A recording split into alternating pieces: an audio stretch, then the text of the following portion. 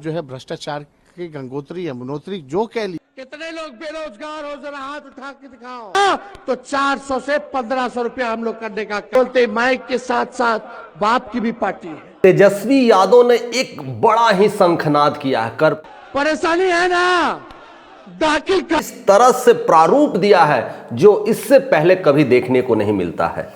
हर तरह से उन्होंने मुद्दे को बात कहा है, हर तरह से उन्होंने बिहार की बात की है और इस बार वह अंत में भावुक होकर जिस अंदाज में बोले वह भी काफी दिल को करीब ले आता है। ऐसा लगता है कि इस चुनावी जंग में अब तेजस्वी यादव धीरे धीरे मजबूत पकड़ बना रहे हैं। बिहार में कई बार अप्स एंड डाउन्स देखने को मिलता था, लेकिन जिस तरह से तेजस्वी यादव अपनी रुतबा बना रहे, जिस तरह से वह लोगों से मिल रहे हैं, महिलाओं के साथ संवाद कर रहे हैं और जितना यात्राएं कर रहे हैं, ऐसा लगता है कि धीरे धीरे उनकी तरफ से उनकी ब्रांडिंग होने लगी है।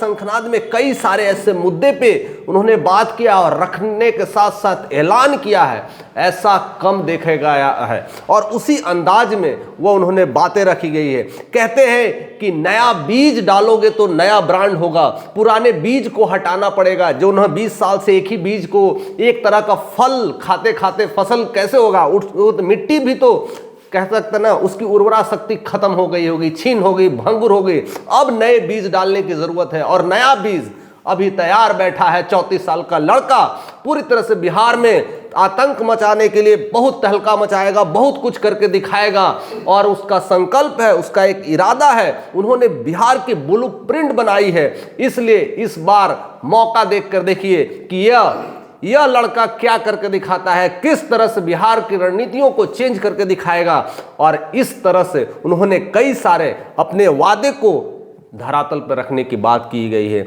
और कहते हैं कि महिलाओं को सम्मान के लिए जिस तरह से बहुत ज़रूरत है कि आज की डेट में कितनी सारी महिलाओं को इलाज के लिए, ढंग के कपड़े पहनने के लिए, इवन खाने के लिए तक के बुजुर्ग महिलाएं, जो महिला गरीब है, उनको पैसे नहीं हो पाते। इसलिए मेरी तरफ से जैसे ही मेरी सरकार बनेगी उसके जस्ट एक महीने के बाद से 2500 हर महीने उनके खाते में पैसा आना शुरू हो जाएगा। मीन्स यह अपने आप में एक बड़ी बात रख दी है और कह सकते हैं कि यह सियासी दांवपेच भी है। 2500 रुपया हर महीने हम लोग डलवाने का काम करेंगे। तो झारखंड भी चुनाव इसी तरह से जीता था और उसके बाद एमपी की बात करें तो उन्होंने इसी तरह से चुनावी रैलियां रखी थी, लेकिन तेजस्वी यादव ने उसकी एक पटल को समझा और वही समीकरण लाने की कोशिश किया और उस तरह से वह सिर्फ इतना ही नहीं किए, माई के साथ बाप पार्टी का भी योजना लॉन्च किया। यानी माई के साथ बाप की भी पार्टी है था, अब वो एमवाई समीकरण भी चेंज कर दिया है। यानी अब एमवाई समीकरण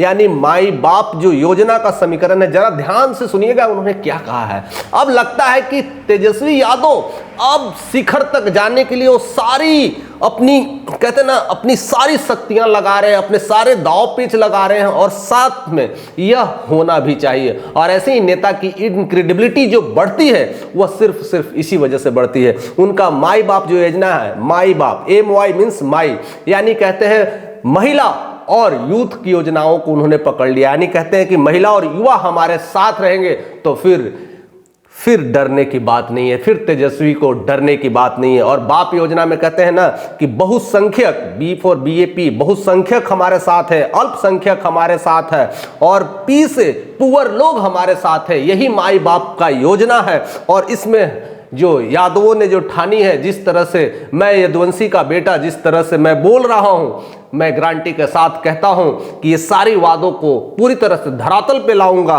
और मैं 34 साल का नौजवान हूं, मेरे पास मिशन है, विजन है, रीजन है, इस तरह से ब्लूप्रिंट तैयार करके रखा है और मैं उस पे खरा उतरूंगा। मैंने आज तक किसी धर्म को नुकसान नहीं पहुंचाया है, किसी के जाति को नुकसान नहीं पहुंचाया है। एक बार मौका दे के देखिए, एक बार, सिर्फ एक बार मौका देख के देखिए, एक बार सिर्फ विश्वास करके देखिए। हमारे चाचा तो बार बार जो है भागते रहते हैं। मैं जिस तरह से उनकी आवाजें आती है, लगता है कि अब वह पूरी तरह से भावुक हो चुके हैं। उस भावुक अंदाज में उन्होंने इस बात को रखा है कि एक बार सिर्फ दीजिए। ऐसा तो उन्होंने कई बार किया है, 2 बार डिप्टी CM रह चुके हैं और लास्ट 17 महीनों में जब डिप्टी सीएम रहे थे, उन्होंने रोजगार में जिस तरह से इजाफा करके दिखाया था, जिस तरह से कहते थे नीतीश कुमार की कहां से नौकरी लाओगे, नौकरी क्या जेब में तुम्हारे रखी है, बाबूजी के पैसे दोगे क्या, ऐसे तरह से कई कटाक्ष किए थे। फिर भी यह यंग नौजवान 34 साल का लड़का उन्होंने कर दिखाया और वही जज्बात के साथ मेरे पास रीजन है, मेरे पास विजन है और मेरा ब्लूप्रिंट है, मैं करके दिखाऊंगा, मैं वो सारे वादे पूरे करके दिखाऊंगा। उन्होंने तकरीबन 20 मिनट में ऐसी बहुत सारी जो बातें रख दी हैं, वह हर लोगों को झकझोर के रख दिया है। और साथ साथ बुजुर्ग के लिए जो उन्होंने बात किया है कि 400 रुपये में आज के डेट में बुजुर्ग को मिलता क्या है, होता क्या है, वो भी समय पे नहीं मिलता है, लेकिन उनको मैं 3 से 4 गुना मैं कर दूंगा। यानी जो 400 मिल रहा है तो उसको 1500-1600 करने की पूरी तरह से उन्होंने ठान लिया है, यानी 400 गुना। उसके बाद उन्होंने बिजली की भी बात की है कि बिजली में स्मार्ट मीटर को लेकर कितने सारे गरीबों को दिक्कत आती है, कितने सारे अल्पसंख्यक को दिक्कत आती है, उनको लेकर के फर्स्ट 200 जो यूनिट बिजली का जो बिल आएगा वो सब फ्री कर देंगे। इसके साथ साथ उन्होंने सिर्फ बाकी लोगों को नहीं, सिर्फ यादवों पर भी लगाम लगाने की कोशिश की है और यादवों पर कटाक्ष करने के लिए कहा है कि यादव सुधर जाओ। कहते हैं कि यादव सुधर जाओ। जिस तरह से यादव, ऐसा नहीं कहते कि लोग हमसे नाराज है, लालू से नाराज है, तेजस्वी से, तेजस्वी लालू से नाराज नहीं है, यादव से नाराज है। यादव में कुछ वैसे यादव हैं जो समांतवादी की बात करते हैं, वो सुधर जाए। अब समाजवादी पार्टी की तरफ से अब समाज की बात करिए, समाजवाद बनिए, न कि सम्मानतवाद बनिए। इस तरह से उन्होंने कई चीजों पर घेरा है और साथ साथ एक और बड़े ऐलान किया है, वो काफी तारीफें, कहते हैं ना कि उसके तारीफे में फूल कसीदा बनने लायक है। ऐसा ऐलान उनके मुंह से अब सुनने को मिला है और लगता है कि इस बार पूरी तरह से उन्होंने पकड़ बना लिया है। और वो कहते हैं कि मेरे पार्टी में कोई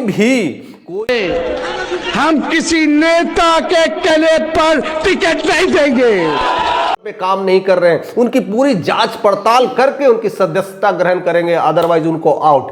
यानी इस तरह से उन्होंने अपने बातों को रखा है जिससे गर्जना हो रही है, पूरे बिहार में हुंकार लग रहा है। यानी कर्पूरी ठाकुर के उस जयंती में, उस समारोह में इस तरह से हुंकार भरे हैं कि पूरी तरह से हर जगह तेजस्वी यादव जिंदाबाद, तेजस्वी यादव जिंदाबाद के नारे लग रहे थे। और ऐसा अभी कोई नेता बिहार में दिख नहीं रहा है जो इस तरह से शंखनाद लगा रहा है, इस तरह से अपनी चुनावी रैली को संबोधित कर रहा है, लाखों को भीड़ में वो इस तरह से दहाड़ रहा है। या पहली दहाड़ उनकी इस तरह से दिख रही है, तो लगता है कि आने वाला समय वो और भी जोरदार होते चले जाएंगे और धीरे धीरे वो वैसे बाकी अनवांछित लोगों को आउट करते जा रहे हैं अपने पार्टी से, जो उनके पार्टी के लिए खतरे की घंटी बन सकती है। जो जमीनी स्तर पर नहीं जुड़ा है, उनकी पूरी कार्रवाई होकर के उन पे अमल कर करके वो अपनी पार्टी में रखेंगे। यानी इस बार जो उनकी जो टीम होगी वो काफी कारगर होगी, काफी काम करने वाली होगी और बिहार में एक नई सोच के साथ, एक नई उम्मीद के साथ, एक युवा के साथ, महिला के साथ एक कॉम्बिनेशन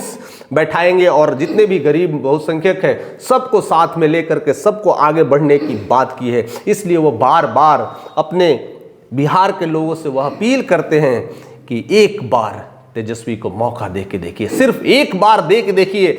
ऐसे तो कितने बार आपने जो भी दिया है, हमने गठबंधन में काम किया है, लेकिन एक बार स्वतंत्र हमें खड़ा करके देख लीजिए तो हम बता देंगे कि हम क्या चीज हैं। ऐसे तो कहते हैं कि अगर हमें मुख्यमंत्री बनना होता तो हम जिस तरह से अपने चाचा के साथ अभी रहते हैं उनका साफ कर देंगे और बीजेपी से मिल जाए तो हम मुख्यमंत्री तो बन ही जाते, लेकिन हमें वैसा मुख्यमंत्री नहीं बनना है। हमें बिहार के लोग अगर खड़ा करेंगे तो सिर्फ 5 सालों में वो देख पाएंगे कि यह लड़का, यह बिहार का जो युवा है क्या कर दिखाता है। और इस तरह से ऐसे शंखनाद किए हैं, उन्होंने बिगुल फूंक दिया है और ऐसा लगता है कि अब बिहार में ऐसे दबंग और ऐसे राजनीतिक माहौल पे उन्होंने जिस तरह से चुनावी भाषण दिया है वो अपने आप को रिप्रेजेंट करता है कि बिहार में अब ऐसे नेता का उदय हो रहा है जो बिहार की रणनीतियों को चेंज करने के लिए बैठा है। फिलहाल आप उनके बारे में क्या सोचते हैं, कैसी राय रखते हैं, किस तरह का उन्होंने जिस तरह से भाषण दिया है, जिस तरह से उन्होंने सारे जो वादे हैं उनको पूरे करने की कस्में खाई है, ब्लूप्रिंट की बातें की है, उसको लेकर के आपके मन में क्या आता है।